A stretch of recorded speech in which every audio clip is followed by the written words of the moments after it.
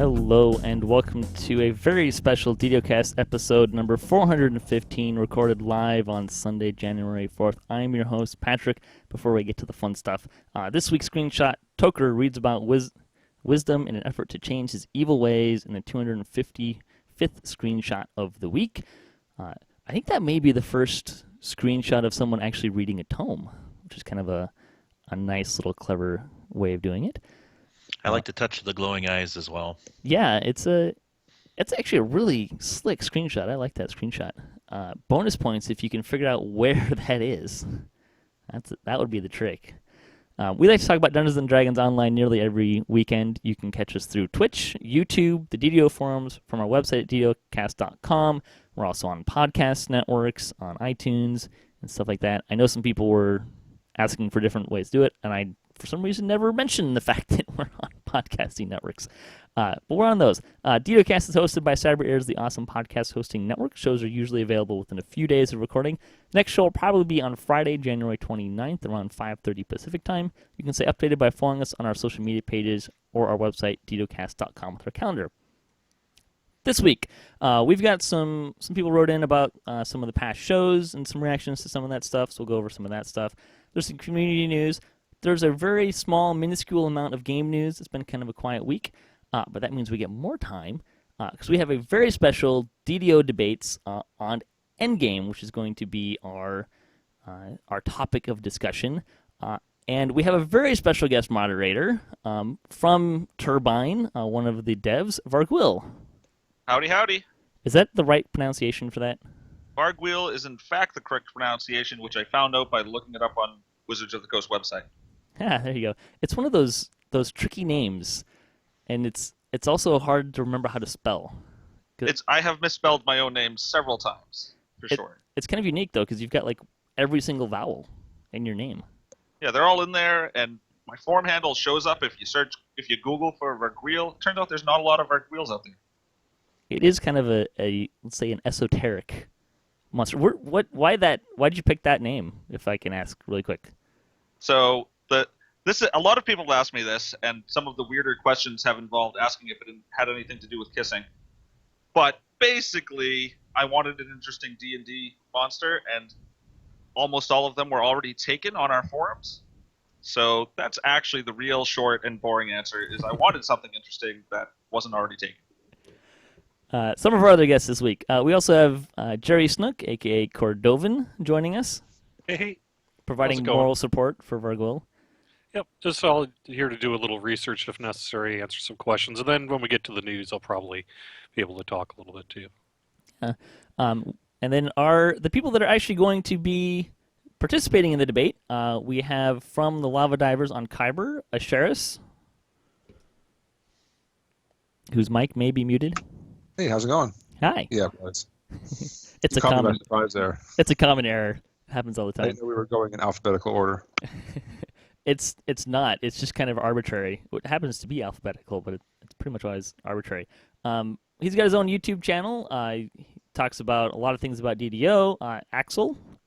Hey, thanks for having me. Yeah, welcome back. And then from the Brotherhood of Redemption on Sorlona, he's an alcoholic. And we were kind of trying to figure out how to introduce him. And he was my first new guest on the show, the first person I brought in. It's Propane. Hello, everyone. Hope your day's going well. I think, correct me if I'm wrong, that was the two-handed barbarians builds? Yep. Yeah, it was fun. So we're going to do DDO Debates. We're going to be focusing on endgame questions. Each guest will be given the opportunity to give an opening argument in a rotating order. Arguments should be creative, passionate, amusing, and factual, but they should not be mean. Counterpoints are encouraged. Interruptions are allowed at the moderator's discretion. That's Vargouille this week. Woohoo! Yeah, have fun. Good luck.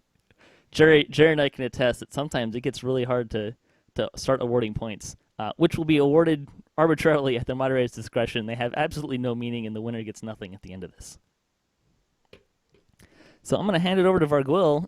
Have fun, sir. All right, let's get this going. So we're going to start with a good, complicated question. How should future high-end advancement happen? And, for example, should the character level cap increase? Should advancement come through items? Or should it be through new systems? Or something else? You tell us. Let's start off with Asheras. Okay, well, first off, I don't think that level cap increases are a good idea at this point. I like the cap at 30.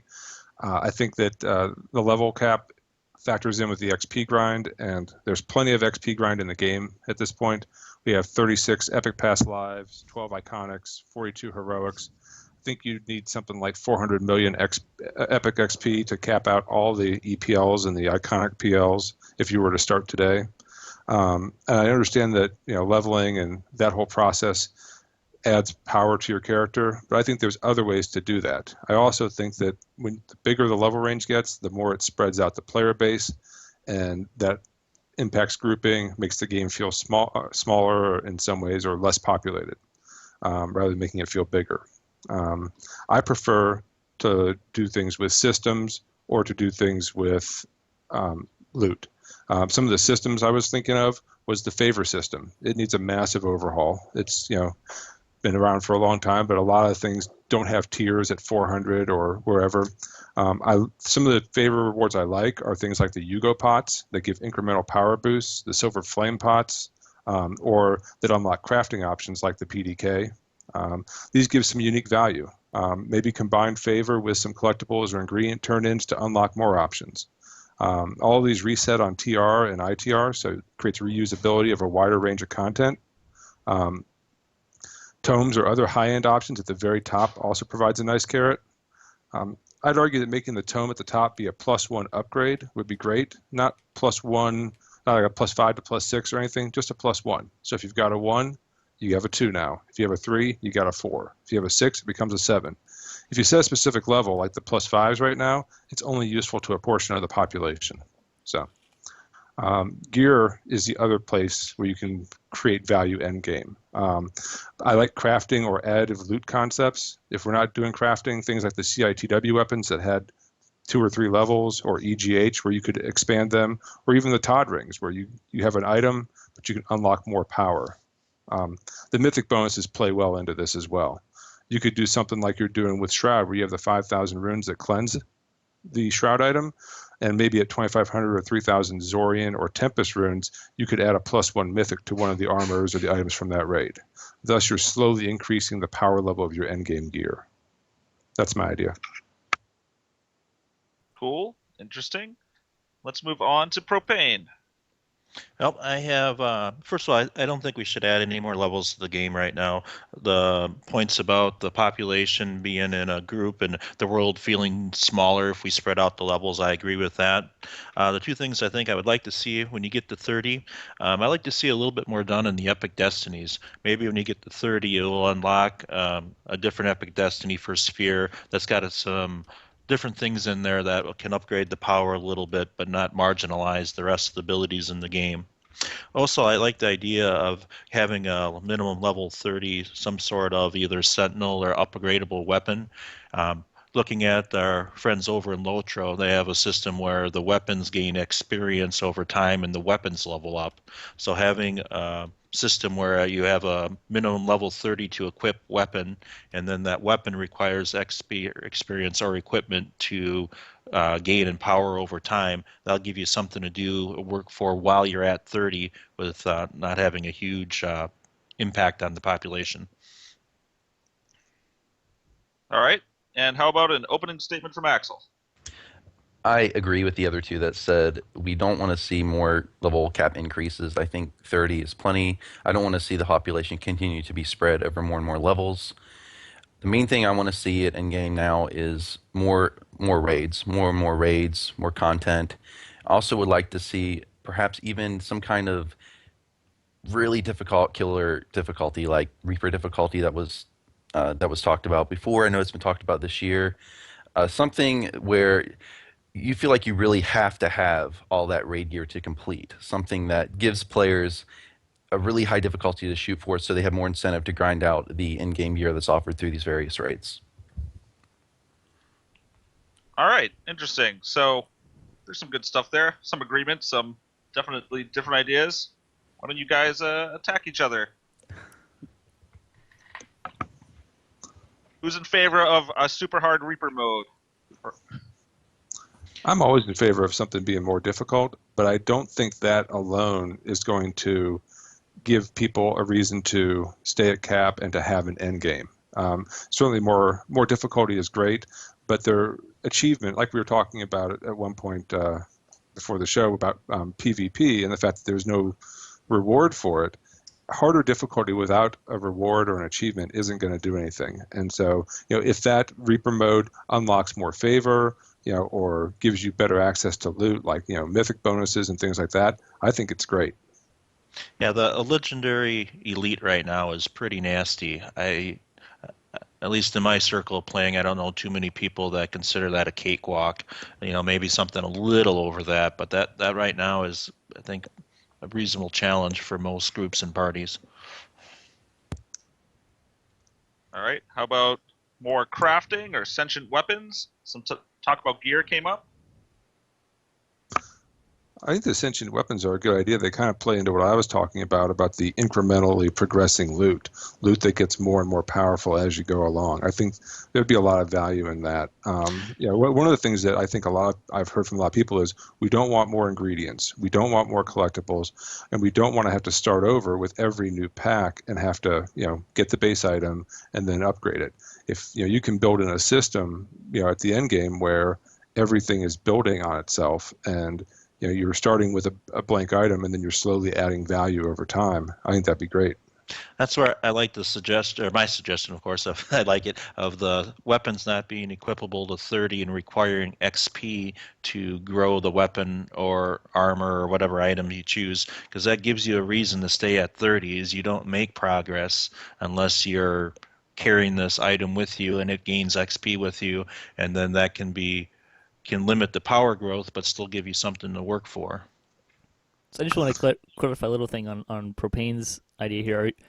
Are you proposing that this is something that you can use? Like if you TR, you can go back and it will kind of grow with you and you can use it throughout the game? Or is it something you're only going to be able to use at a certain level? Yeah, my first vision of it, it's only equipable at 30.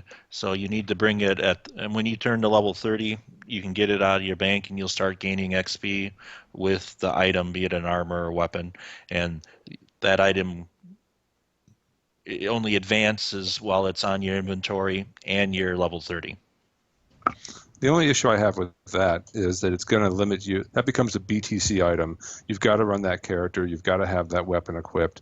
And future questions are going to talk more about how many characters you should have and such. Mm-hmm. But I really like where we're at right now with Shroud and Hawks and Tempest Spine, with the runes being BTA and all the items being BTA, and you can run more characters through the content. Yeah. So I'd like to see a system that allows you to do that.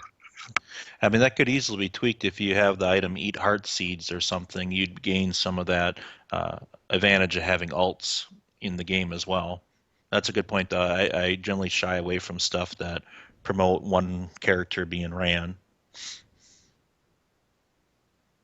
All right. Any other closing statements from anyone? Last words? Why your ideas were way better than everyone else's? Everybody loves favor.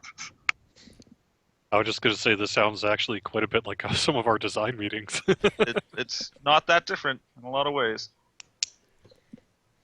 All right. I'm going to give the point to Propane because I think he brought up some interesting stuff, different ideas for destinies and sentient weapons, and a lot of other stuff you more or less agreed on, I have to say. So I was looking at this question. I actually prepared some notes in case someone couldn't make it as a backup, but the thing that I was thinking about for this one was it'd be kind of neat if we have some like new tomes that you can get from the Mysterious Remnants.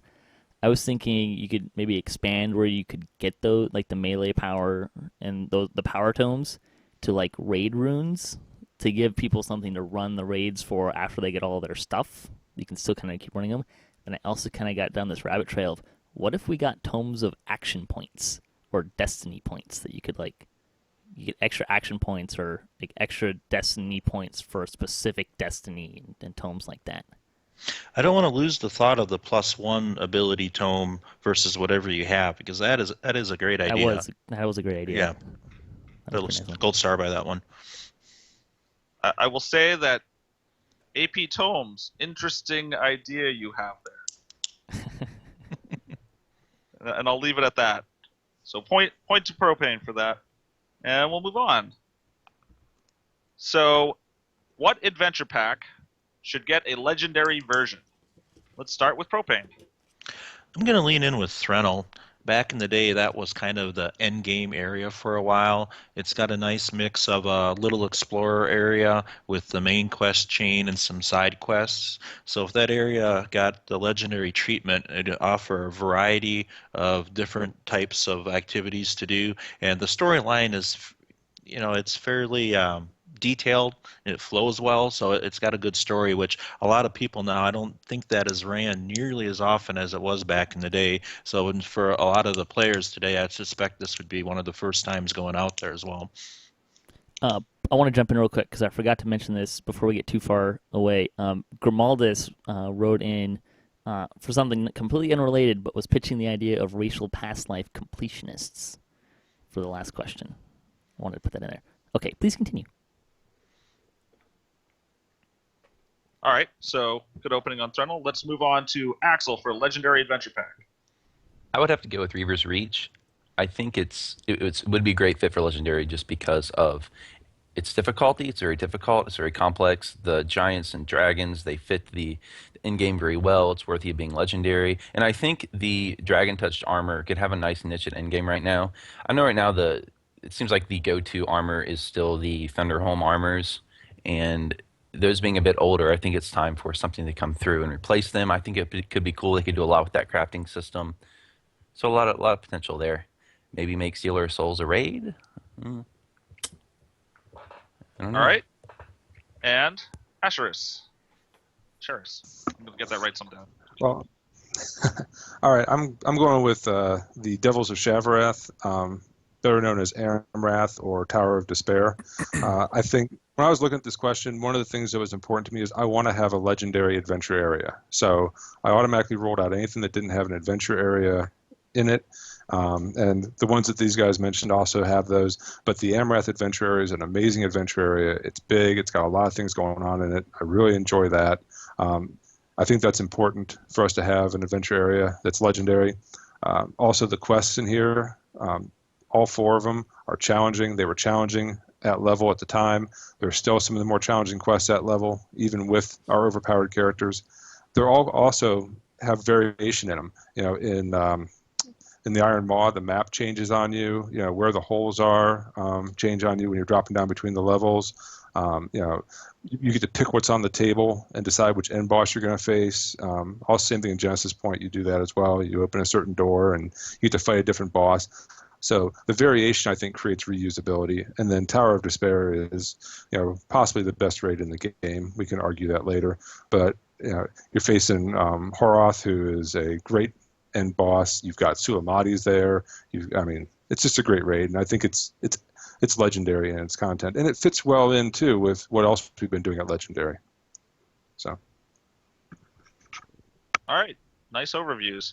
What do you guys think of each other's picks? Well, sorry, go ahead. You got Threnel, Reaver's Reach, and Amrath, the Devils of Shavarath. But most people call it Amrath. Yeah. Well, it's kind of hard to argue against Devils of Shavarath. I mean, that's a great pack. It's definitely worthy of being legendary. My only complaint with that, though, is we just got a whole year of Devil storyline, and to get more and more Devils, I don't know. I like to see some more variety. Maybe somewhere down the line we could do another Devils legendary adventure pack, but for right now, I'd like to see a little more variety. And we did just get the new epic Amrath stuff this year too.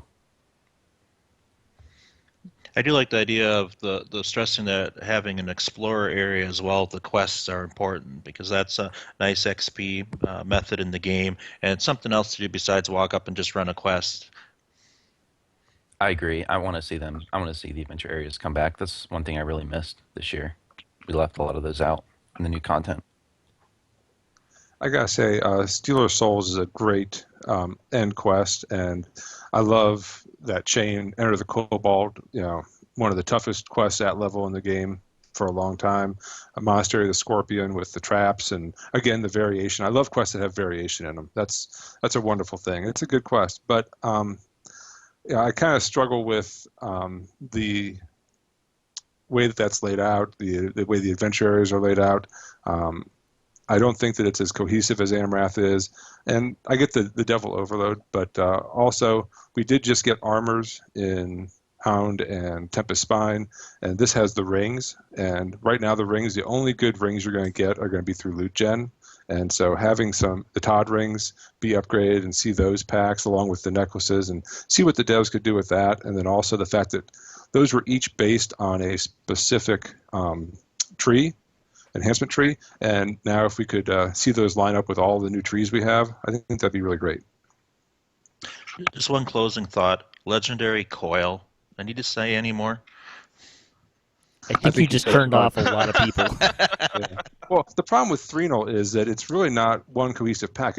You have East, West, and South, I think, and the storylines are kind of related, but they're kind of not. There's no real end tied together. I think the end of South, you go and you face some giants who jump through a portal. I don't know. It doesn't really feel legendary to me in a lot of ways. It doesn't. It actually kind of feels like the middle chapter of something. If they were going to add that end piece, that might be better. Ooh, a raid option. Any other closing thoughts or interjections from our innocent bystanders? I'll interject afterwards. Or how about our All right. bystanders, in case they're not innocent?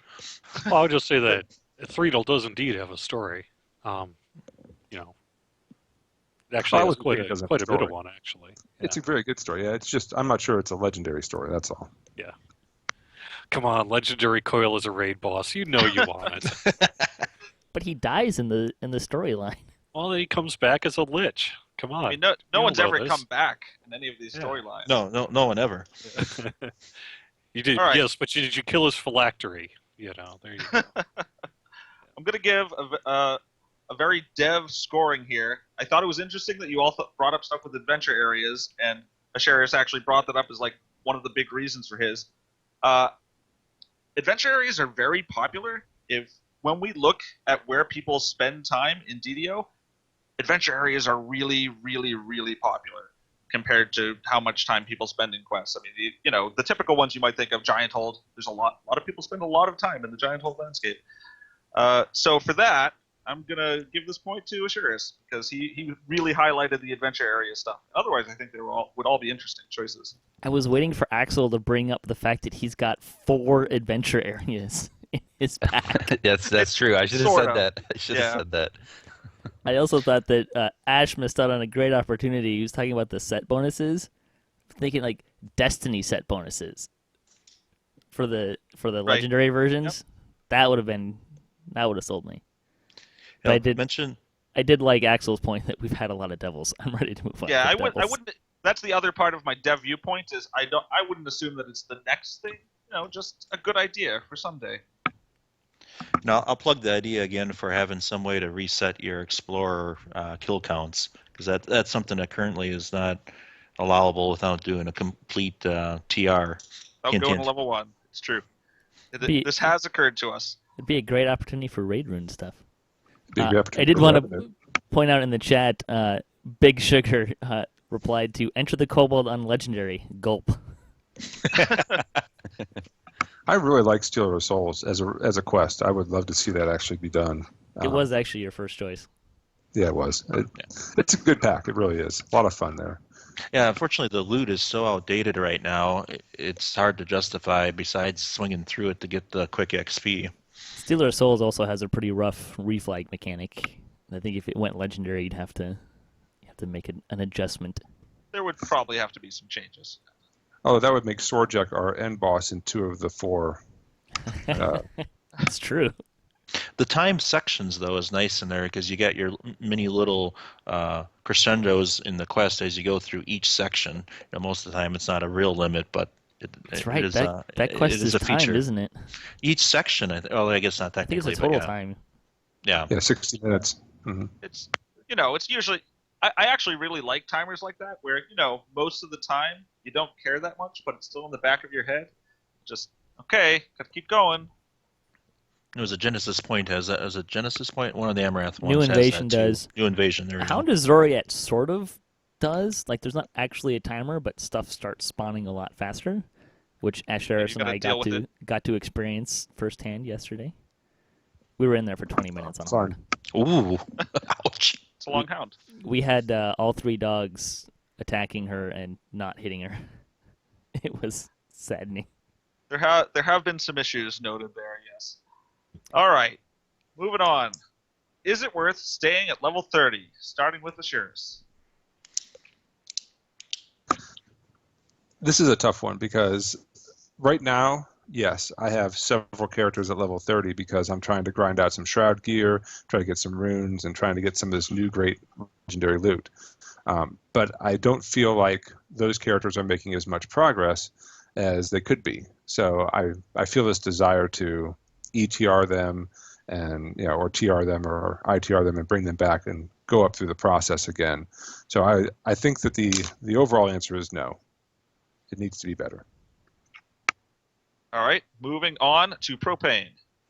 Yeah, the reason I keep a few characters at 30 is to help do the grind for myself and guildies. When I get to level 27 and unlocks enough gear, I'm feeling fairly powerful. The extra steps are nice between 30, but there isn't enough reason to stay at 30 right now that, all things being equal, I would probably do a TR, ETR shortly after getting there. And Axel.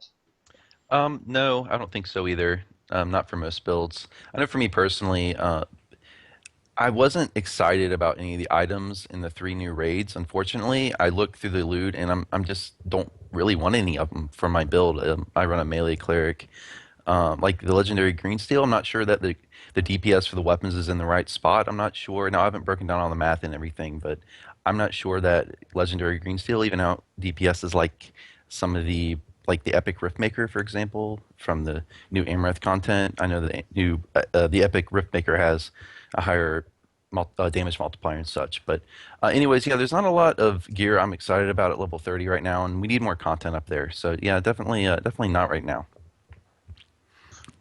For me, it wasn't a gear issue so much as it was a content issue. I think we just need more content. When my capped characters, they're running Shroud, they're running Hound, they're running Tempest Spine, but we need more to do. Now, the steps between 29 and 30, the extra things you get at those levels, I do feel the power change, but it isn't enough to just stay out there. You're not getting enough done while you're there. This is what I was. Well, I think we need more stuff to grind for at level 30 and more incentives to make that grind. Yeah, that's my opinion.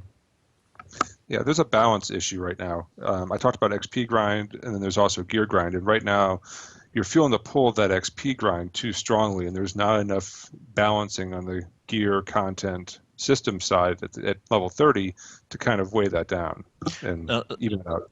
Something I do want to mention, I do have several first life characters in the loop now. So when I get to 30, depending on the route I took, I sometimes will pick up extra Epic Destiny levels so I can get my cocoon and this ability and that ability. So I do have a few alts that are going to be at 30 and are going to have nowhere near 6 million karma in any one sphere. So part of being the first time through, I will spend some time at 30 just because of the necessity to get the karma.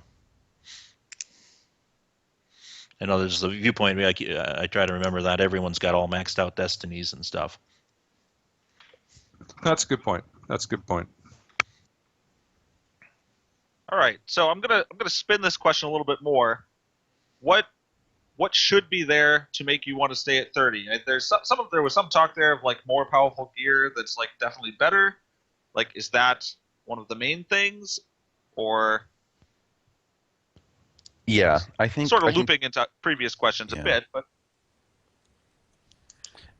Yeah, definitely. I think we need more power and gear. Like, I agree that we were talking about this earlier, but yeah, Legendary Elite is difficult right now, but I'm not sure that the gear, you need to grind out the gear at cap to complete that difficulty. Like, we have a lot of power in other areas of the game. I would like to see, I want to feel compelled to get that gear to complete the highest difficulty. I want to feel like it really helps me get through that difficulty, and that I don't know if you want to use the word required, but it needs to feel like I need to have more reasons to get that gear, like more power in that gear to complete the highest difficulty, if that makes sense. I think the more things to do that require that utmost power level.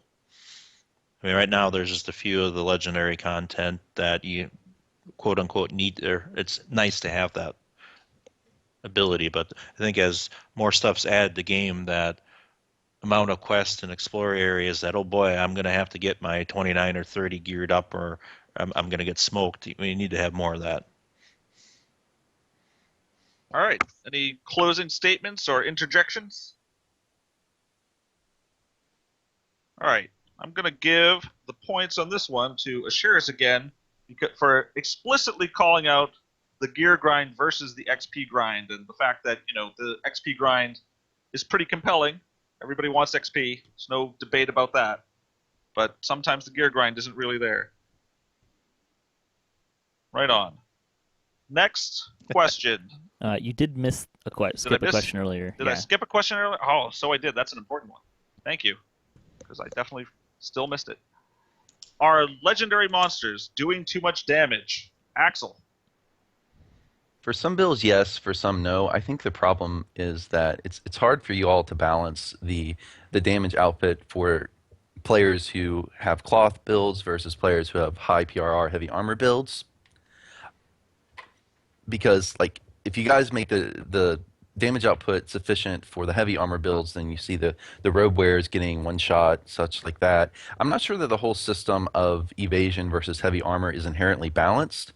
I know the theory there is that the evasion builds with the low PRR are going to get hit less, but I think at the end of the day, the damage spikes are so high that you really can't afford to get hit in the first place. So I think that's where some of the problem comes in there. So short answer is, for some builds, yes. For some, no. All right. Asheras? I'm going to go with no as a general broadcloth on this. Going back to what we were just talking about, we want challenge and we want a reason to have to get this gear. And right now, I'm not feeling that there's enough challenge in Legendary Elite. We ran Legendary Elite Tempest Spine last night as a guild, and I didn't die, which was actually a miracle. But it just didn't feel like we were as challenged as I thought we should be, given that we're, a month and a half into this content. So I want to see that damage level be there. I want to even see it maybe be bumped up. Now, getting to what Axel was saying about the different types of damage, yeah, there is, because, for example, the Fire Abishai, the ones who throw the fireballs in the Sky Quest, people get all kinds of bent out of shape about those things, throwing those fireballs around and one-shotting their tanky melee who can't evade. So there's different types of monsters that hit different types of characters differently. And some of the balance in that, because the evasion being a binary versus the PRR being a percentage, some of those balances might need to be tweaked a little bit. But overall, I'm fine with the damages and even think it could be ramped up, especially in the elite side. Legendary monster damage, Propane. I'm going to say on Legendary Normal and Hard, it's pretty close. Hard stings a little, and it should sting, but on Legendary Elite, I think it's a little too high. We talk about Tempest Spine. I was in there the other night on one of my characters. It's 100 and he had 160 PIR, 1,100 hit points, and he was getting one-shotted. And the fact that so many characters are getting one-shotted, I don't consider that challenge, because that's going to get people to start going back to the thrower builds and the range builds. I think that a Legendary Elite, something needs to change in the system so that you don't get one-shotted as easily.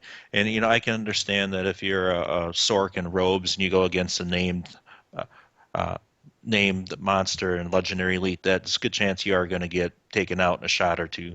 But if you got someone running around with a tower shield and 160 per hour, it's not the max by any stretch, but it's a reasonable defense, and you're still getting one-shotted, that just doesn't seem right. All right. Anyone want to expand on the answer or debate other people's? Definitely wasn't all agreement there. I'd like to see some requirement for tactics and for planning. There should be mobs that can one-shot you in melee, and those are the mobs you should avoid. Now, there should be other mobs that you don't want to let cast spells from range that you want to get up in their face and take them out. So I like to see a variety of mobs. I like to see those mobs do a variety of different types of damage, and I like to see that the players have to plan for that and accommodate for that. Yeah, I agree. I would like to see the monsters challenge players in more ways than just damage. I'm not saying they don't offer other areas of challenge, but let's throw in more debuffs, maybe more crowd control towards players, things like that, You think of instead of just straight challenge. damage. I try to think more of, you want to say, coordination between monsters, where if you have a healer or two of the monsters mix in the mix, it helps you identify your target priority versus just hacking and slashing through it. I do like where the tactics have become a little more valuable in the game. Tempest Spine, even a Legendary Elite, the tactics do land from time to time, compared to, say, Defiler, the Just, your tactics in there are marginal. Dire Charge is great. Yeah, but Yes. the making it more likely to get one-shotted on a regular basis, I don't see that as challenging or fun, and that's where my major gripe is with the Legendary Elite, that you have someone who is maybe not a full tank, but off tank, or you got your heavy armor, you got your shield, and you go in there and you're still getting one-shotted. It just doesn't seem right. I feel like the developers are in between a rock and a hard place here because I think the core problem comes down to how good our self-healing is at this point in the game. Because how do the developers offer challenge, right, if they don't throw these huge damage spikes at us? Because if they don't do that, then we're just going to heal ourselves back up to full very quickly. Because we can, we all have that hit a button and our health bar goes to full ability now. And then especially when you look between newer players who are on their first epic life that don't have the past lives for the improved healing and everything at a button, it's hard to prevent them from getting completely left in the wayside versus having people on the other end of the spectrum just walk through it. And that's where, okay, maybe newer people, epic or legendary, normal or hard's all you can run. Does everyone think that a first life character should be able to run Legendary Elite? No.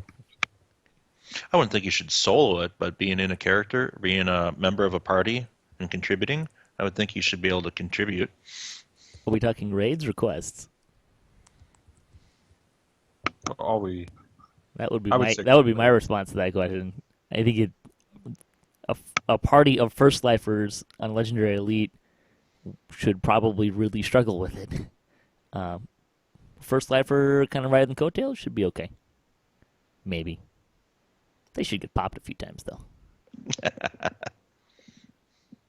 I would just, to provide a little bit of background though, if you were to make it so that a first life, think about the scale, the spectrum you'd need to accommodate were it to be possible for, say, a first life person to run Legendary Elite on top of, say, the most geared out, tricked out build in the game, and then find a way that both people are going to have a satisfying experience. That's not exactly an easy. No, there's easy two variables there, though, between being a first life and being geared out. You can have a first life character that you've run these raids and run the content, and you have near top end gear, but not have all the past lives and all the twists and stuff. So that's maybe more where I'm coming from, is where if you get a first life character, you ran the raids, you got your orchard gear, you got this, you got that. On a gear level, you're not far behind.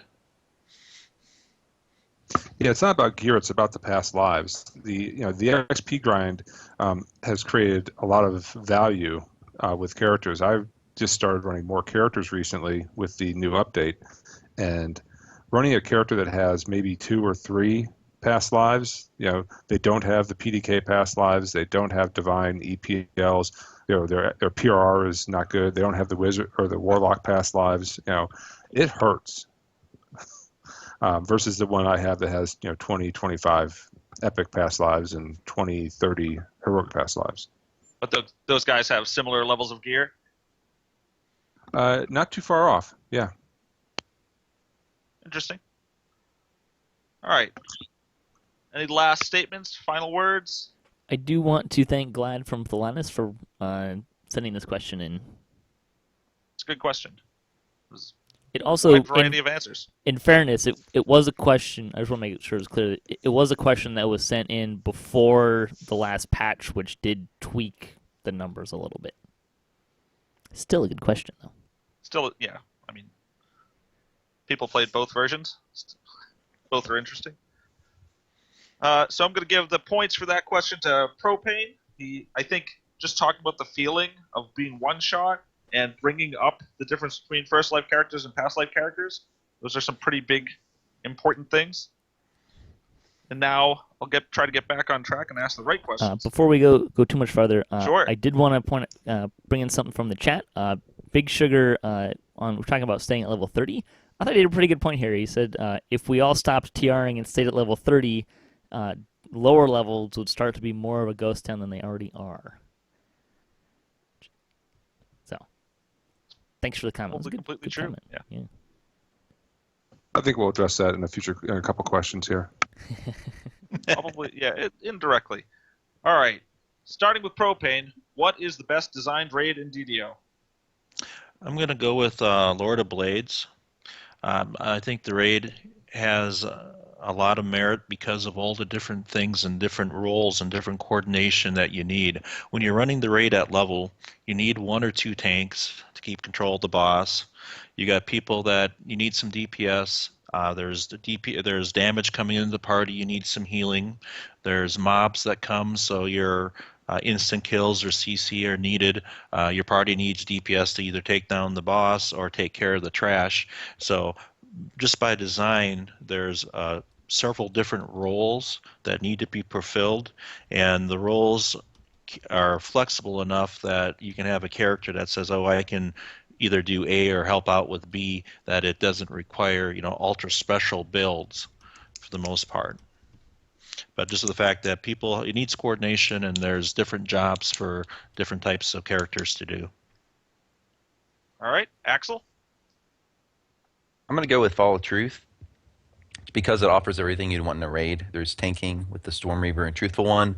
We've got kiting that's required with the Spectral Dragons. You need a lot of party organization in terms of taking down the dragon giant pairs at the same time. You need to be coordinated to do that. You can't just DPS and not think about what you're doing. You need a leader that calls out when the dragon or the giant goes down. And you even need healing in that raid. Now, not today, but when it first came out, you often did need a healer to heal the tanks. So everything you want in a raid is there. All right, and Asheras.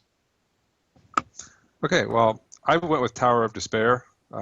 Probably no secret since I picked that as the adventure pack to go legendary. I like this raid a lot. When I was looking at this, I was looking at party coordination being required, and Tower of Despair has that in spades. I was also looking at the complexity of the raids, and Tower of Despair has 3 different distinct segments. You got the judge and the jailer. You got the middle part there with the guy who does all the cold damage to you. And then you got the final part too, and just the final part alone is challenging, where you've got Horoth and you've got Sulamatis and you got trash spawn out of portals, and you got to make a decision about, are we going to take down Sulamatis before we take down Horoth or not? Are we going to go for 1 chest or 2? It was a lot of great design options in there, and something for all the party members. So really great. And then you got to look at the loot too. Those Todd rings were very highly sought after for a long time, and loot's a part of the design. I mean, people were getting to fights over Kyoshos or encrusted rings. I don't see that level of fervor with a lot of the other raids that are out there. So I think Tower of Despair is probably the best design raid. I'm going to play my DDO producer card, and I'm going to step into the ring on this one just because I right. can. Oh, come on. Do it. And I'm going to pick Master Artificer, which I know is going to shock Lessa that I didn't pick Lord of Blades. But I like Master Artificer. 1, none of you guys have a puzzle in your raid. I'm just going to put that out there. Master Artificer has one of the best puzzles in a raid, with the possible exception of Reaver's Fate. It's got really dynamic raid bosses in the 2 Titans. You still need to have coordination to take them down together, and it encourages different build types. You need some ranged DPS to get on Tovin. You probably want some tanks because those guys, at the time, hit pretty hard comparatively. And you might need some kiting too. There's some trash floating around and all that fun stuff. You take Master Artificer.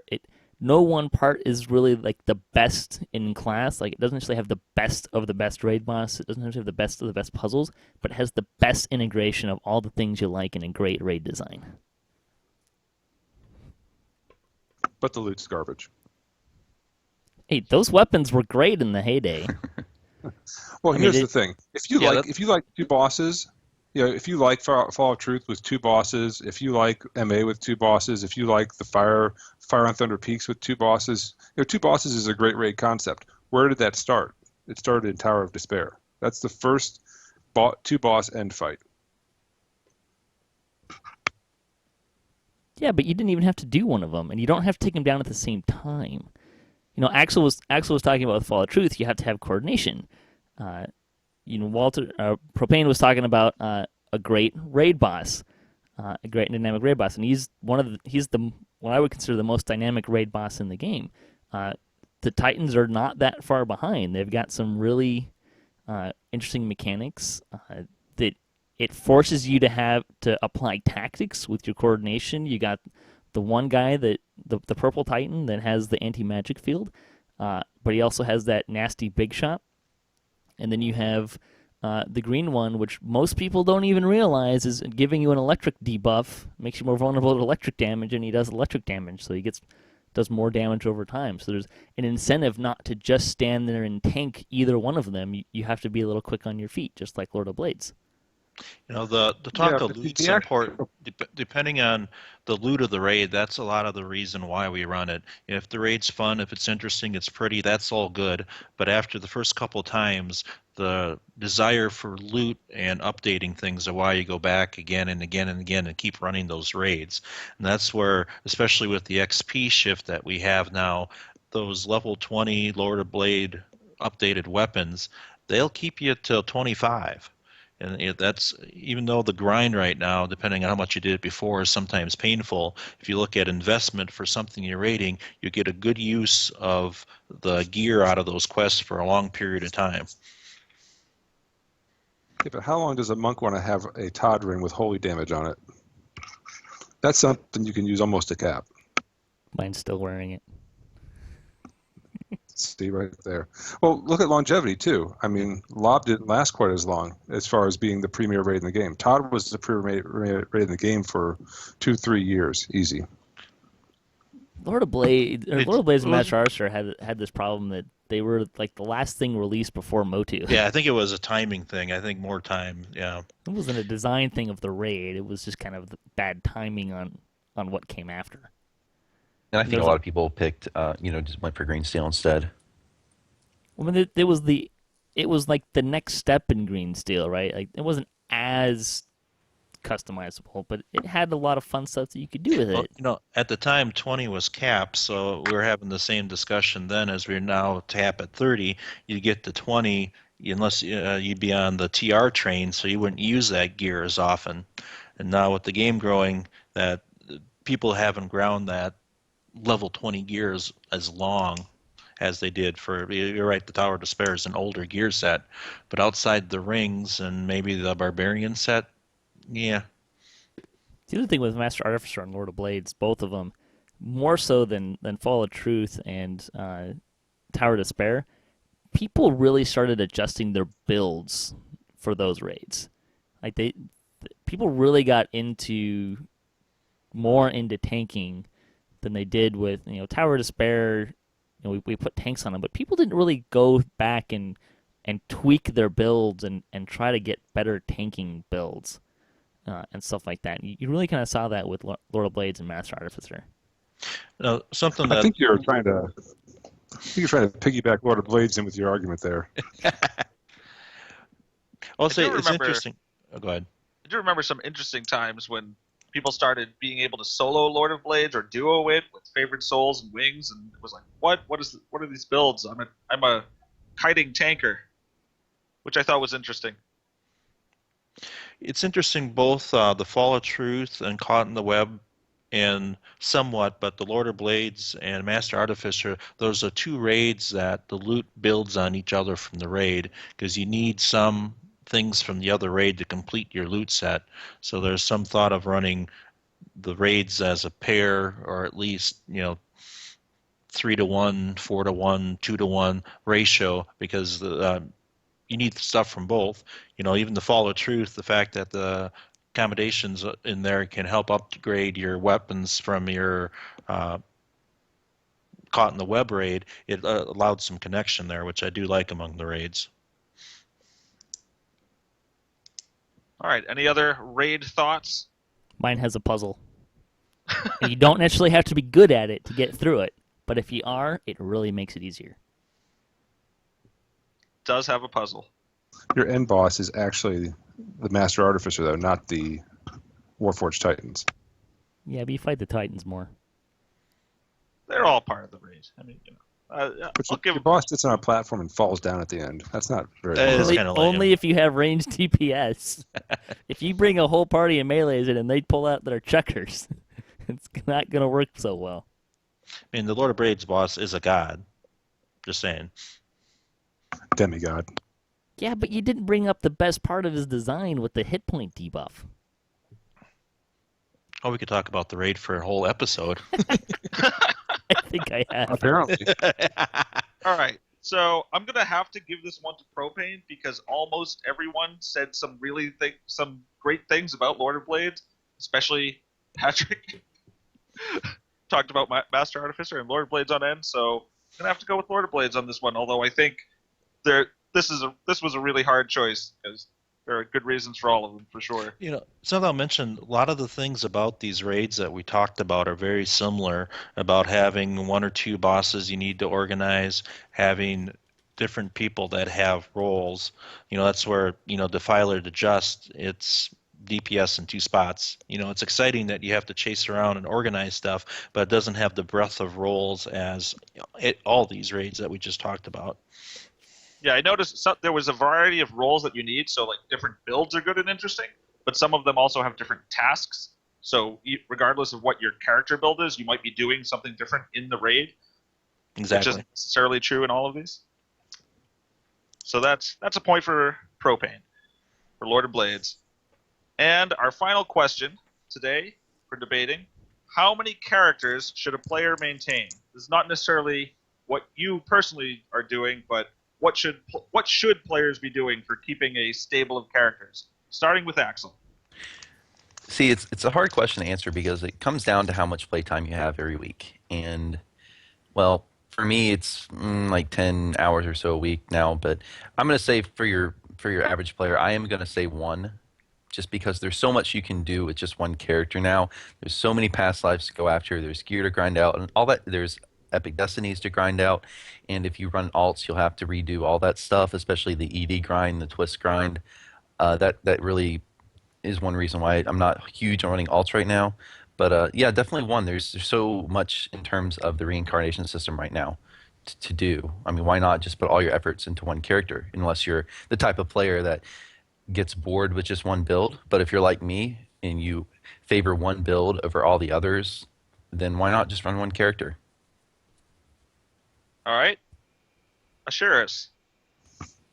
I'll go with 4. And I picked 4. It's somewhat of an arbitrary number. It could be 3, it could be 5, but 4 is a nice, good number for me. I think that DDO being a party-based game, it's nice to be able to have different characters that you can bring into a party based on what the party needs or based on what you feel like playing. Sometimes you want to be a divine and be the healer. Sometimes you want to be the tank. We need that. Sometimes you want to be ranged DPS. Sometimes you want to be a caster. And yeah, you can do all that with one character in series, but to be able to have that available in parallel is nice. And I think having one of about 4 different type of archetypes is a great thing to have going. And especially if the cap stays at 30 and we kind of get an end point there, then you can feel like you can move all your characters forward towards that and make progress with each of them. And I like that that the gear recently has been going towards a BTA sort of methodology, so you can feel like, hey, I'm going to run my tank in this, but my tank's actually earning stuff that my divine or my ranger or my monk or whatever is going to use. So. All right, and Propane. I'm going to go with the 8 to 10 characters. I work hard to keep a character every 3 or 4 levels through the entire game. because I hate logging in and I have a guildie that wants to run something and I'm like, oh, I don't have anyone in that level range. So I like to have alts every couple levels. Allows you to have a variety of different characters, different builds, and the way the crafting systems are set up in the game, you can have your lower level characters that are farming ingredients to feed crafting that your middle level characters would use, and your upper level characters are farming stuff that can move down the chain.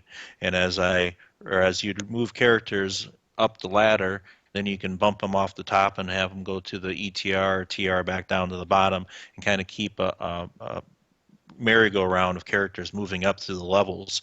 That will allow you to enjoy all the different parts of the game, and it prevents you from, ooh, I'm at 30 now, I got my gear, what do? I get bored, and then you go do something else. So I definitely am a fan of having more alts than less. Right on. Any thoughts on other people's arguments? Well, eight's too many for me. I think Axel made a good point about time and how much time you have to spend. In order to maintain 8 to 10 characters, I'd need a lot more time than I've got available. 4 is a much smaller number. You can keep them spread out. I keep my guys spread out. I got some at cap. I got some in mid low epics. One in heroic, that sort of thing. So you can do things with other people and get that party, that social atmosphere going. But it's still manageable. I don't know how I'd even keep track of 8 characters in terms of what they have and what they don't have. And I'd probably spend hours just doing inventory Tetris on that. There is some of that. That's true. Spreadsheets. Yeah. I mean, We're not even counting mules. Yeah, exactly.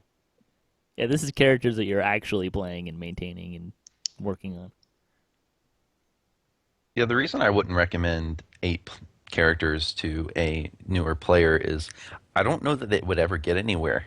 Would they ever get to epic levels? I see a lot of players, well, at least talk on the forums about this, and they call it altaholics. They never get to epics, they never get to endgame because they're always switching between different characters, where if they would have just focused on 1 to 2 characters, they would actually be able to go through and experience all the content. I think the spirit of D&D, though, carried over into DDO is the idea of multiple campaigns, multiple characters that you're running over time. So more than 1, but definitely less than 8. So Which averages to 4. See, one of the reasons I said 1 is because I know there's a lot of players who like to have, your healer, your melee, your caster, but I think are also a lot of players like myself who just prefer one build. Like, I like running my battle cleric. I have way more fun with that build than any other build. I've tried straight casters, straight melees, and I just don't have near as much fun. So I would rather just play one character because that's the build I enjoy the most. So the answer is how many characters you need to have to still have fun. If you're getting bored with your character, you need to have another alt or 2. Yeah, having fun is the end goal, and the number you should have is however many is enjoyable for you at the end of the day. I agree. There's really no right answer. Depends on the person. Except 4. I just appreciate this conversation because except for 8. People sometimes give me crap about the live stream because my characters are under geared. It's like, yeah, well, you try to maintain characters on every server, Yeah. I'll offer up a confession. When I first read this question, I thought it was how many characters do you maintain? So I did set up a little matrix of first, second, third plus lives, and then where they are in the level ranges, trying to map out my distribution. So after all that, I came down to a number, but that was actually an interesting exercise. Any other thoughts? Final things? I can say that I am definitely an altaholic, and I'll try not to let that influence my decision too much, but I have too many characters. That's how many characters I have. All right. I'm trying not to let that influence me. I thought there were a lot of good choices, and for a long time during this discussion, I thought I was just going to go with the middle with Ash, but Propane was the first person to say, enough for you to have fun, and I think that's the right answer. So, final point for Propane, which I think gives him 3. It makes him our massive winner of this debate. Woohoo, wise man. Well done. Because there really isn't a right answer to that. It's, however, every person's going to have a different amount. I was thinking 5 to 6 with the idea that you'd have 3 on your rating circuit. I Yeah, could one never get by with cycle a one. night. That's for sure. Well, I kind of figured three on your rating circuit and 1 for kind of ad hoc rating, and so you'd have someone available every day, and then a couple projects. That was the theory. I also like trying to have them across different levels, so that I can play with different people. Especially, The point made about inventory is a good point. If I embarrassingly say my number is 29 active characters, I do spend a little more time shuffling stuff around than I like. The shared bank has probably made that go quicker, but that is something I do spend some time on. I will say, Shared bank is a godsend.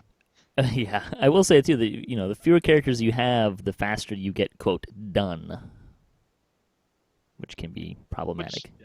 not necessarily a good thing. Exactly.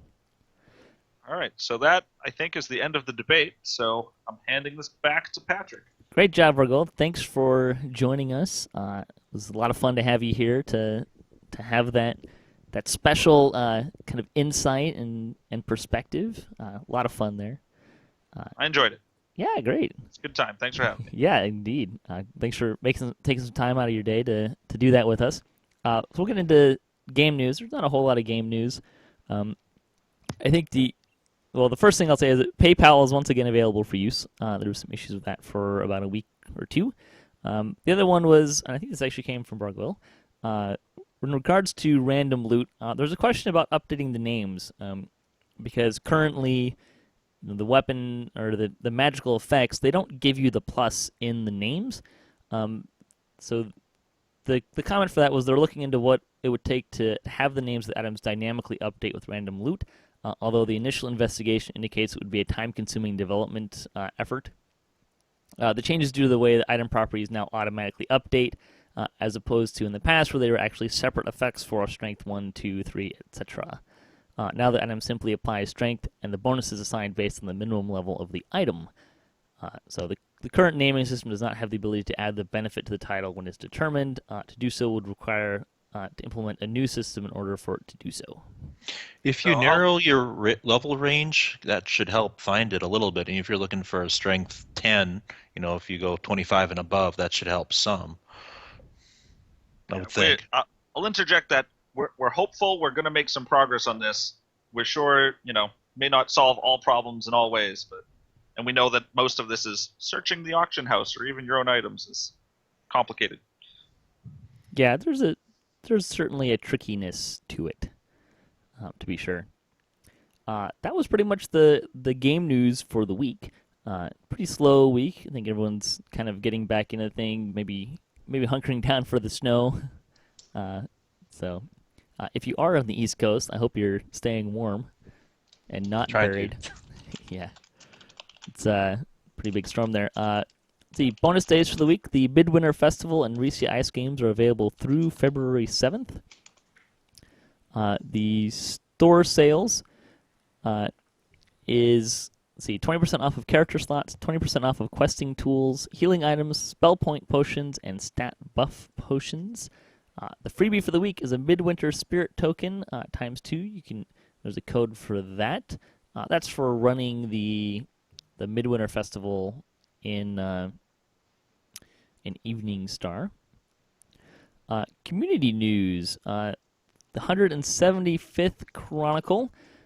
Briggan looks at a year that was on the 2015 DDO Players Council.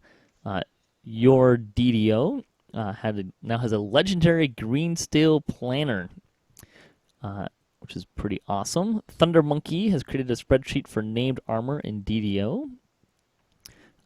The High Lords of Malkia are hosting a Defiler of the Just teaching raid. That was yesterday. They're doing that again on Saturdays. The Fangs of Glory are an Arganesson-based server, Arganesson-based guild that is 3 months old. Is looking for active players of all levels. Find the guild in-game and say hello. Let's see, the comment for the week. If you could write a new codex, what would it be called? And we'll start with Propane since he won. The Ode of Bacon. The Ode of Bacon. That's a good answer. Alex, you got an answer? I don't know. I can't think of anything. I'll just pass. Asheras? I have no idea either. That's an interesting question. That's That's a I'd have hard to think on question. it. It's a weird one. Vargouille, do you have a codex? that you would Codex rank? of infinite action points. Oh, hello. I like that. I'd read that. Yeah, right. Exactly. Man, let's see. A Sorry about codex. that. That's Uh, okay. Oh yeah, just my computer crashed. My Windows 10 thing crashed. Welcome So- back. As your Yeah. reward for making it back, you get to answer your comment question. If you could Oh, write a new okay. codex, what would it be called? The Codex of Tasty Recipes. All right. Otherwise good. known as bacon. Infinite cookies. Let's see. If I could Think write a new about it. codex, what would it be called? I'm going to say it would be the, and I don't mean to, I'm pulling this from real life. It's not a critique of anyone, but I'm going to say the Dummy's Guide to Puzzle Solving. Go with that. Some people have trouble with the puzzles. So. Let's see. Fan site news. DDOCast we discussed gnomes last week on our debate episode. Damsels of DDO went to Amrath. DDO Players News looks at the latest D&D news and more. Specifically looking at, they announced that the Ravenloft is coming to 5th edition, which Draculetta was bouncing off the walls for. Let's see. Ladies Knights plays the match game. The Unheroics took down the Bargain Bazaar on YouTube. DDO Gamer celebrated a guild accomplishment. Enrique tallied up the results for the festival, and Even Note had a new favorite feat. I'll give you a hint. It had to do with confetti. Sarah Lynn also released a new producer's letter, which we talked about last week. Let's see, and the patch came live and all that fun stuff. Let's see, other stuff in the news. Massively OP and MMO Games wrote about DDO as well. It's kind of actually funny. I've noticed that there seems to be a kind of an odd push in the online gaming news world of late. There's been a couple of different articles about DDO. I think the 10th anniversary is on some people's minds. I think the 10th anniversary, but I think it's more the gnomes. It seems to kind of be the kind of really what people are writing about, and then there's some people that are some of it's like, hey, look, this game's been around for 10 years, cool. But it's kind of been the gnomes that seem to push some of it a little bit more. Although I know, was it MMORPG? I think it was MMORPG had the 2-week article that was about like, does this game still hold up, kind of thing. And DDO was the first one. It's a new series, and DDO was the first one of the new series of that series to be featured, which was kind of cool. Sure was. Yeah. Let's see. Some videos. The Shady Rogues are back. They had a little bit of a break. They had an announcement video, and then they also started the Jungle of Kyber, or Von 3 as people like to call it. If you haven't watched them play, give them a try. There's 3 of them, and their banter rivals that of the Damsels of DDO. I mean, it's pretty hilarious. Axel also had 2 more retrospective videos. You're looking back at past updates. I think you got up to what, Shadowfell Conspiracy now? Let's see. Yeah, well, yeah, I think that was the last one I uploaded. Yeah. Some blogs for the week. Enrique was looking at festival results. Grimoire was talking about getting to grips with playing a warlock. The DDO Players News had a poll. It was the best part. They're asking what the best part of the producer's letter is. Do you guys have a favorite part of the producer's letter? I gotta say the tease about fighting the devs in game is very intriguing to me. That's probably my favorite part. Yeah, that's got to be mine as well. I want to see what that's all about. It's really very ambiguous. I think the vagueness makes it better. I like it. Oh no, I'm not criticizing. That's fun. That's No, fun. I'm It's good. right. I'm Good saying job. that the vagueness is a good part of it. I like My favorite part is that we got it out. You don't have to answer the when is it coming questions anymore. Yep. Well, the letter caused me to dust off my artificer that was sitting on the shelf for a while because there was some hints about activity in that area. Yes, there were. Ash, do you have a favorite part? Did you unmute your mic? No, I'm good. I will say though, Jerry, you're gonna have a rough year in terms of producer's letter if we're gonna get one every couple of months. You're gonna get Yeah, that that's question right. a lot more. Yeah, it should be good though. I mean, you can pretty well assume it's going to be on a relative quarterly basis, which may or may not also coincide with our adventure packs coming about, or our updates coming about once a quarter. So, Surprise. Yeah. yeah, there you go. Let's see. Players News also had their 68th episode, which we mentioned earlier. Let's see. There was a forum topic, which was kind of interesting. It was DDO's collected storylines. So someone was trying to kind of collect the different storylines in the quests and kind of put them in there. And there are a lot of storylines. It's a fun little exercise. You can go from level 3 all the way up to level 25 just with the Stormweaver storyline, if you get really creative about it. I think I've lost the link. At one time, I thought someone did like a flow chart or a visual chart where they showed the interactions and the levels and how they all were connected. And it's cool that is there in the game to sniff down and find out. But it's kind of fun, like if you get into the storyline of the Necropolis and the Abbott storyline, that sets off the Veil of Twilight storyline, which of course goes to Amrath and has all the new stuff we had this year, and even that kind of comes back into, obviously the Epic Orchard is kind of a part of that. So there's a lot of interconnection there. Surprisingly large amount, yeah. And Yeah. our Well, even knockback is very happy when people notice it. well, even all the Cannith crystals or shards we were farming for ages and ages. All of a sudden, we let another lord or god into our world. Oops. Yeah. I mean, there's some cause and effect. Let's see. DDOCast news. There was no DDOCast spot last week. Stuff came up, unfortunately, but there should be one this week. And we'll keep doing that. And there should be a Guild Feud episode coming up in a month or two. Starting to process all of it. Thanks for taking the survey, by the way, for all those who did take the survey. We'll talk about that in a little bit later as well. Let's see. Other news. MMORPG named DDO the Game of the Week, which was awesome.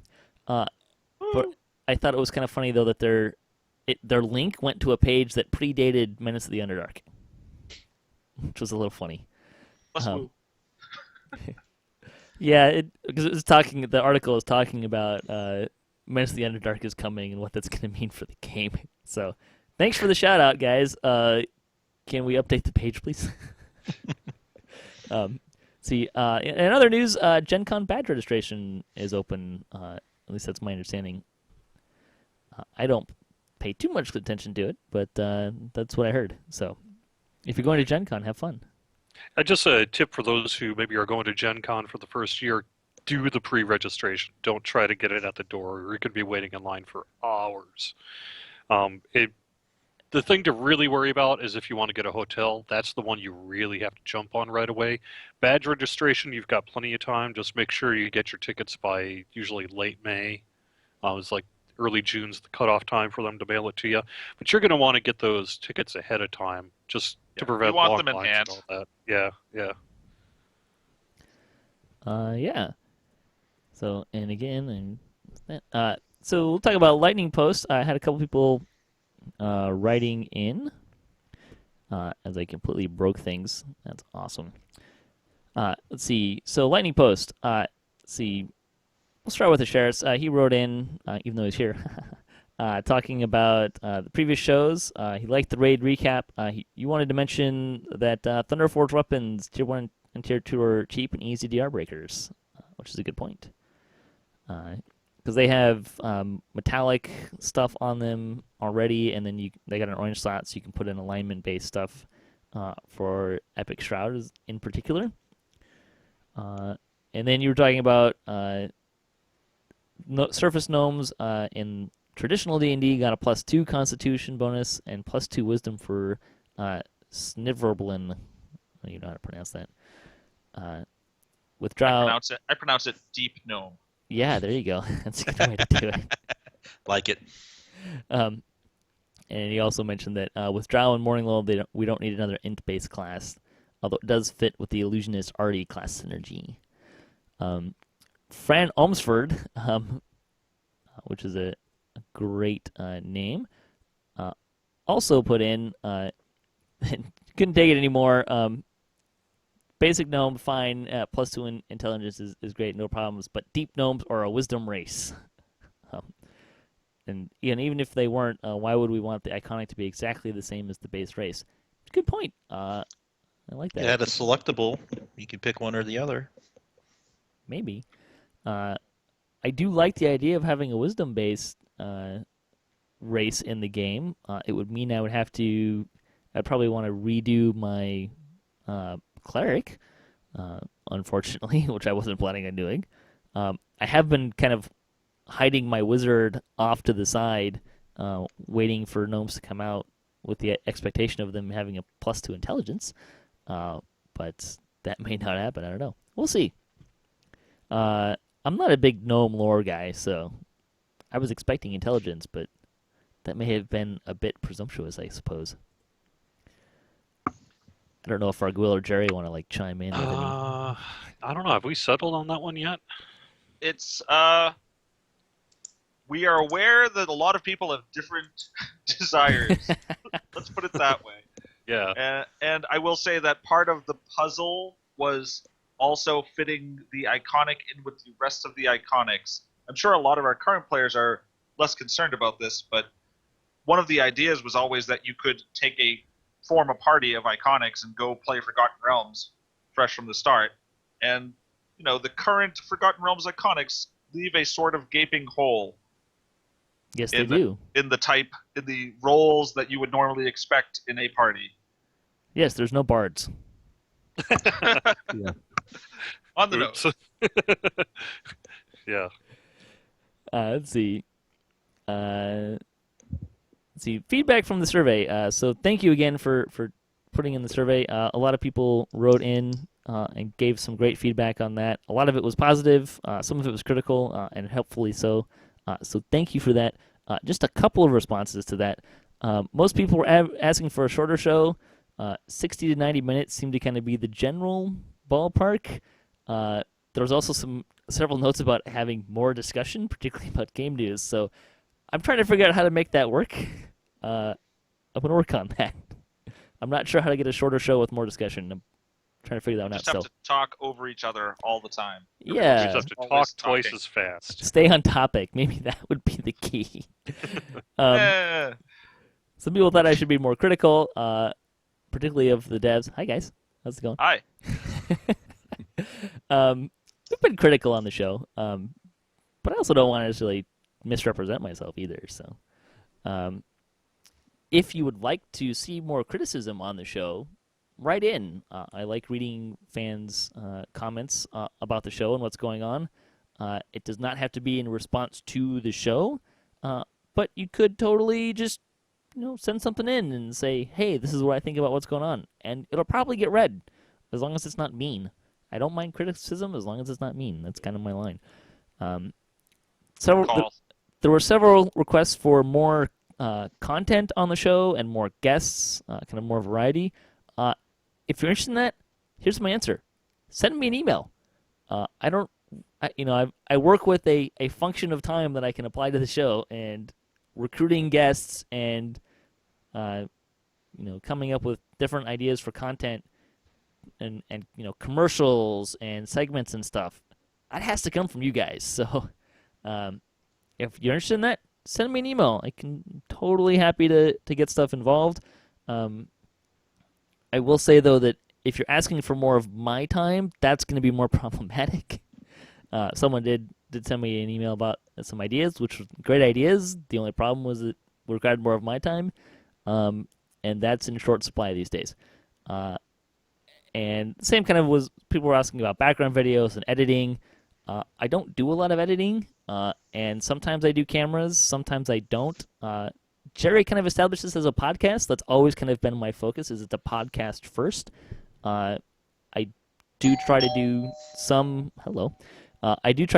things with video, and sometimes some of my guests use video, and then I'll do video. If I'm the only one doing video, I tend not to do it. If I have a lot of people on the show, like today, I tend not to do video just for bandwidth issues, to make sure the show gets out. But really, it's a function of time. Yeah, I mean, things have changed over the years quite a bit in this regard, but historically, it's a lot easier to get out audio than it is to get out video. I mean, just look at even like Lessa with Damsels of DDO, right? The audio comes out right away.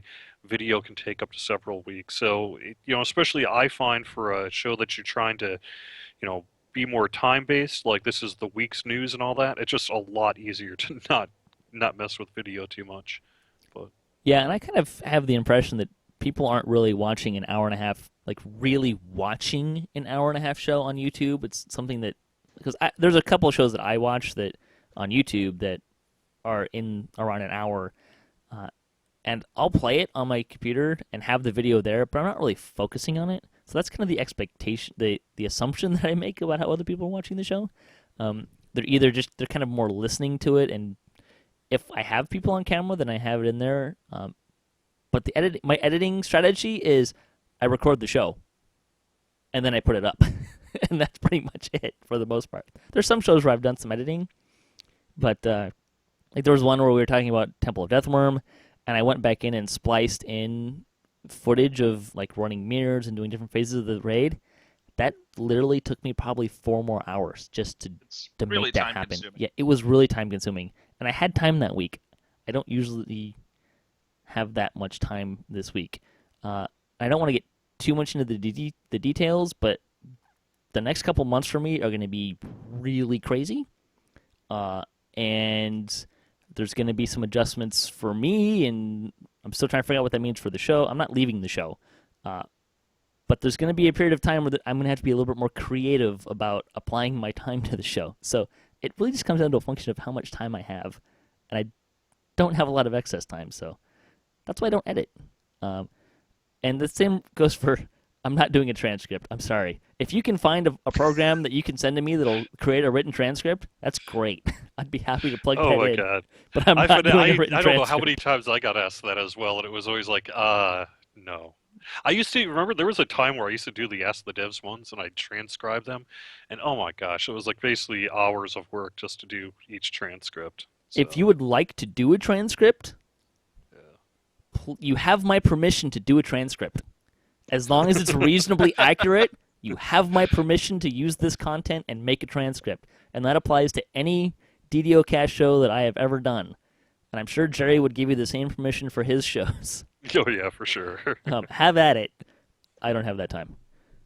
It'd be I nice. mean, one of the big arguments is always like, well, there's software that does it now, but I've still yet to find software that can do multiple voices in a long form show with any sort of, if it was just a matter of hitting a button and letting it run, heck yeah, but it never is, even on these software programs. So Yeah, it's tricky. Survey question for the week. I like this question a lot. And there's a good group of folks here to answer. So the question comes from Minion of Groomsh on Sarlona. Is there a way to effectively group play or even raid without being in a guild? My first thought is take a look at some of the chat channels. I know there is a Sarlona Facebook chat and a couple other chat that are up.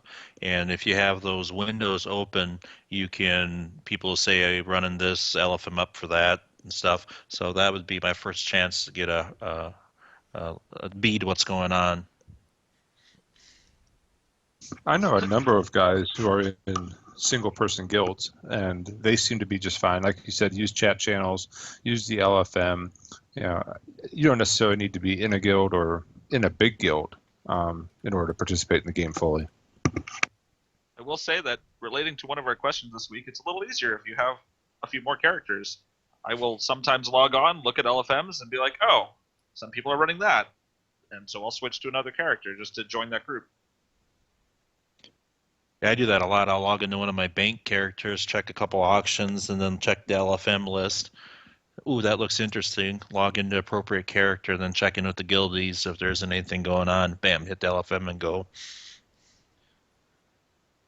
I would just add as well that we do have some, like, even IRC chats, like there is DDOchat.com and some things like that. So even if you're just sort of mulling around, there are some options out there for you. There's also the forums, which we should mention. If this is you and you are looking to like get your feet into the raiding scene, I would say formulate a little bit of a strategy. some things that I would recommend is keep an eye on the LFM panel when you're playing, because one, it gives you an idea of who's running stuff while you're usually playing, which can be helpful. The other thing is it'll kind of give you an idea of who these people are, right? Check to see, look through the who panel, see what people are running raids through that time, and then it's all about networking. So if you see an LFM, and if you see someone who's always putting up LFMs for raids, that probably tells you that they're raiding a lot. Or check if you see someone running a raid, check what guild they are, and see if you see kind of some consistencies there, and join those LFMs. Get to know those people. That's how you get invited to. Maybe they have a chat channel for people who aren't in their guild. This is how Lava Divers kind of does it. We run with people, and then if we like them and we run with them a lot, we'll invite them to our channel, and then that gives you more easy access to raids. You do that for a couple of, once you get into one guild's channel, you might find that makes it easier to network, because there's the people in that channel are probably not just in that one guild. So now you've got an in for a couple different guilds that are going to be running raids. So if that's what you're looking to do, that's kind of a good strategy for that. Yeah, and I would add, don't be shy about throwing up your own LFM, even if you aren't that familiar with the raid. Just throw up an LFM and say in the box, hey, I'm new to this raid, looking for somebody to help me run it. I'm looking for a leader. And there you go. I think if as long as you're straightforward about it, people understand. Yeah. They won't expect you to lead. A lot of people will be eager to help you, actually. Yes. Yeah, if you hit an LFM for a raid you haven't done, always send a tell to the leader. Hey, I'm new. I follow directions well, but just want to let you know I'm new. Especially if you can hear voice. Yeah, especially if you can hear voice, that makes a big difference versus if you're just reading text. Yeah, if you're really trying to network, do the networking thing and get into the raiding scene, I know some people don't do voice. Maybe you got some kids in the background, or you're playing with someone sleeping in the back or something like that. I get that, but I would really recommend you try and figure out a way that get some headphones, do something. Maybe you're not talking, but be able to listen to voice. A lot Amen. of raid leaders prefer to lead by voice. They may give some directions, but when stuff really gets going, voice is just so much easier. Particularly, if I lead a lot of raids, and a lot of times I put myself in roles, or I'm doing a little extra stuff, and a lot of times it involves having to move around, like I'm kiting something. I can't stop to type. If I do, I'm dead. That's bad. Especially if I'm kiting something that's trying to eat everybody else. Yeah, and especially when it comes to raids like Fall of Truth, where you have to take down the pairs at the same time. It's like, how do you organize that through text? It's hard. It's a lot harder to lead a raid through text. So, if at all possible, be able to listen to voice. You don't need to talk, but be able to listen to voice. You don't want to be that one guy that's not listening, that keeps beating on one of the raid leaders yelling, "Stop! Stop! Stop!" Yeah. So that we'll close out the show here. Thanks again for everyone for joining, especially Vargouille. It's great to have you on the show and throw a little spice into our debates mix. Just give some opportunity to do some shout-outs. Axel, do you want to give some plugins for what you're doing?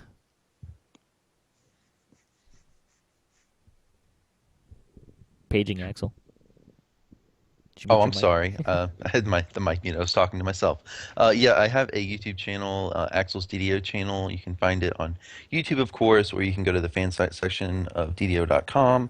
I do a lot of videos talking about the game, talking about news, just various discussions. So check me out. Propane, do you want to plug anything? Just give a shout out to my guildies on the Brotherhood of Redemption. Always looking for new people, so if you're looking for a home, come check us out. DDOBORguild.com. Asheras? No, I'm good. Although I think we're going to be running a Legendary Elite Shroud here in about an hour or so. So looking forward to that. What server? On Kyber. Ah. We'll see how well that works. Vargouille, do you want to plug anything that's coming up or discussions you'd like people to chime in on? Any secrets play DDO. out of the bag? DDO's great. Talk on the forums. Talk on the IRC. Talk. We like hearing things. All right. Jerry, anything you want to plug? I happen to My computer crashed right when you guys were talking about news, but did you guys mention that we have a patch coming up this week? No. No. Okay, well, we have a patch coming up this week. Stay tuned on the exact day. I think it's tentatively somewhere around Tuesday-ish, give or take. Well, probably take a day or two, depending on what happens. But it's basically going to be a bug fix patch. Otherwise, we're working hard on the 2016 Players Council. I sorted through something like 300 plus applications this week, or this past week, and so I'm narrowing that down to a manageable list that will hope, fingers crossed, get invitations out by the end of next week so we can start getting people into the Players Council forums and all that, maybe even by end of next week. So stay tuned. If you did apply, I'll be sending an email out to the people I've nominated or that are being sort of asked to join. And then I'm going to be posting a list of all the members like usual. Because it's 300 plus applications, I can't get back to everyone personally if you weren't invited. But don't think you're out yet because we haven't sent out those emails yet. It'll probably be late this next week before we get those out. Otherwise, hope you're enjoying the Winter Games. That runs through February the 7th? Yeah, 7th. There you go. And so hope you're digging that. And DDO Stream Team? Yeah, we have a new show that's starting on Thursday nights. So now we have a show every night of the week, pretty much. And you can find that full schedule on twitch.tv/DDO stream. Nice. So thanks for listening to the show, especially those that are in the chat room. It's always fun to see what people are saying during the show. Thanks to these guys for joining me today. And thanks to the other contributors for DDOcast. It's a great group of folks make this show happen. Couldn't do it without them. Thanks to Turbine and Wizards for making DDO happen. And thanks to Cyberus for hosting the podcast. You can hit us up at DDOcast.com for show notes, our calendar, previous shows. We have swag. You can get cups and t-shirts and stuff and other fun stuff. If you'd like to be a part of the show, or if you have a comment on this episode, question you'd like to hear us answer, or a topic you'd like us to debate, or you just want to say hi, leave us a comment. Email me at ddocast@gmail.com. If you have an idea for a segment or commercials or whatever, or something you want to get involved in the show, send me an email. You can also find us on social media and follow us for the latest cast updates. Our closing tip this week comes from Rothgo on Galanda. He says, play for fun first and play well second, but with a group, play your best. It's a good little tip. So until next time, may all your attack rolls be crits, all your chests level appropriate, have fun, and don't forget to get ready for Gnomegeddon coming soon.